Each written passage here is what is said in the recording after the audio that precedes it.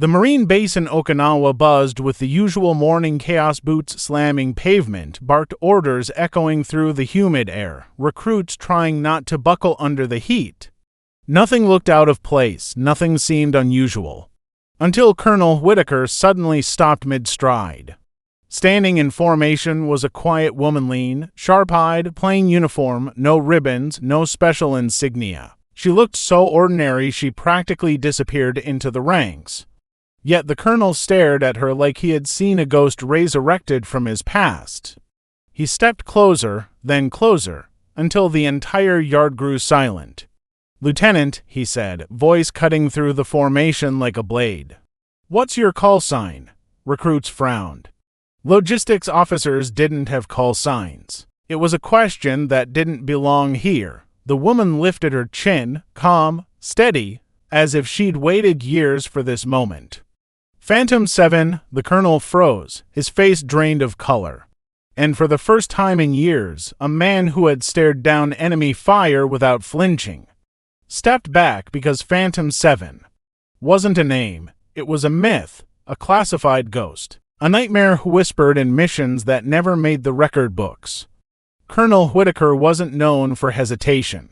30 years in the Marines, Helmand Province deployments, rescue operations in typhoons, he carried his reputation like armor. But one phrase had cracked it: Phantom 7. The recruits around him stiffened instinctively, even though they didn't know what it meant. They felt the tension, the electricity, the shift in the air. Whitaker's voice came out low, almost trembling. "That program was shut down years ago." The lieutenant didn't answer. She just stood there, the same calm, unreadable expression, as if she expected this reaction from the moment she stepped onto the base. A murmur rippled through the formation. What program? Why was the colonel scared? Who was this woman? "Clear the field," Whitaker ordered abruptly. Now, within seconds the recruits scattered, but Whitaker stayed locked in place, staring at her, studying her like a classified file come to life. "Lieutenant," he whispered, "Phantom operatives don't transfer to logistics. They disappear." Her eyes met his without flinching. "I didn't disappear, sir. I was told to blend in," and with those quiet words, Whitaker understood. The ghost the world thought was dead was standing right in front of him. The Phantom program wasn't ordinary special operations. It was deeper than Black Ops soldiers trained to move like shadows, erase their presence, infiltrate the impossible, and complete missions no one else would survive. Phantom 7 was the most lethal among them. Years earlier, her team was sent into a desert compound responsible for downing U.S. aircraft, but halfway through the mission, intel failed. They walked straight into a trap. Explosions ripped through the compound. Gunfire lit the night. 5 Phantoms were killed instantly. For 48 hours, Command believed Phantom 7 was dead, but on the third night, she returned, dust-covered, bleeding, eyes empty but determined, dragging the enemy commander's encrypted laptop behind her. She had single-handedly taken down 11 insurgents, recovered intel that stopped to future attacks, and vanished again as if she were never there.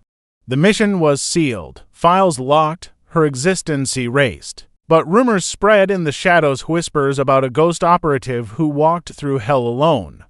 That ghost was now standing in a logistics uniform on Whitaker's base. And nothing about that made sense. Colonel Whitaker led her into a secure briefing room.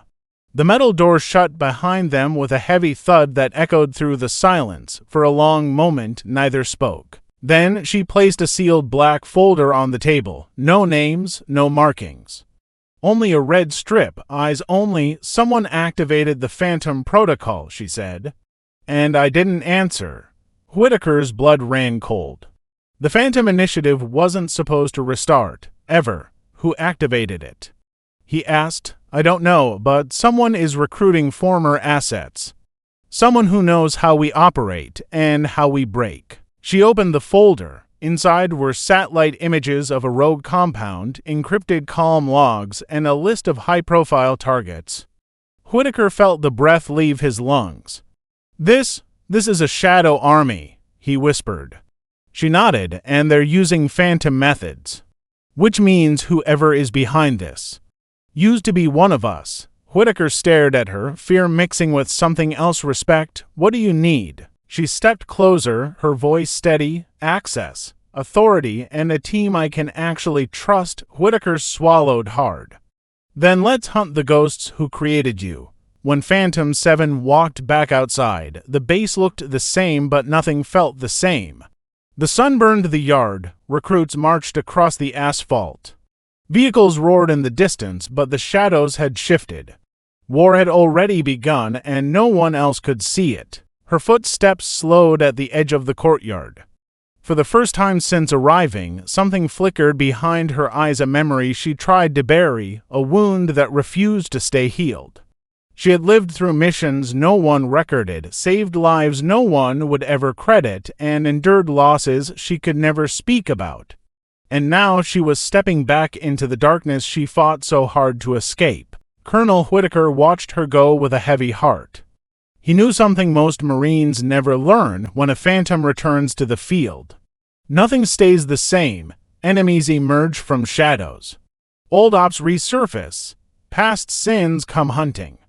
He whispered under his breath, God help whoever stands in her way. As Phantom 7 walked toward the wind-swept edge of the base, she knew this wasn't just another mission. Someone had awakened the ghosts of her past, ghosts she thought she'd buried forever. Her return wasn't an accident, it was a warning. Some legends don't stay dead. Some soldiers don't stay hidden, and some wars follow you home. Phantom 7 didn't come back to fight, but when the shadows rose again, she was the only one prepared to face them. Because heroes earn medals, soldiers earn rank. But phantoms, they earn fear and respect. If this story gripped you, don't forget to like, comment, and subscribe because more untold military stories like this one are on the way. And remember, sometimes the quietest person in the room carries the loudest history.